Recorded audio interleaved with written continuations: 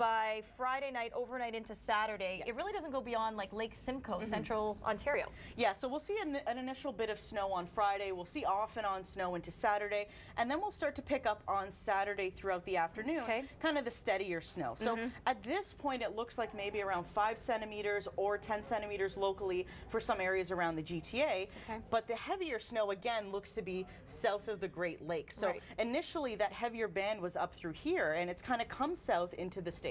So for people that are looking forward to a white Christmas and wanted a lot of snow, it's like wah wah, raining on their parade, right? The snow is going to stay down towards the south, including me. Okay, so let's see how it tracks into the southern shores of Nova Scotia by Sunday.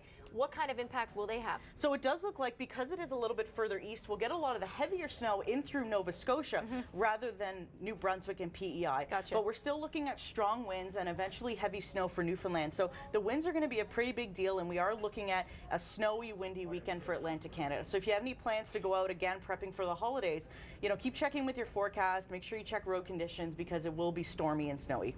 Okay, I want to just show one more map here. This is how we predict what type of potential for snowfall that we have, and this is in inches provided to us by a company called Weather Bell. We're looking at Ontario there, Dana. The pink is indicating that the Niagara region could get hit harder than maybe, say, much of the rest of the GTA. The blues are less snow, the pinks and the purples are more snow. And before, we actually had that heavier area kind of up through southern Ontario, but because we've had that southerly easterly shift in the tracks of a lot of models, we're noticing that heavier snow again is towards the States and as well through Nova Scotia. You can see Nova Scotia's into the heavier snow. All right, we'll be tracking it as it gets a little closer.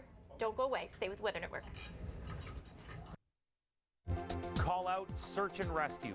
Watch Sunday nights on the Weather Network.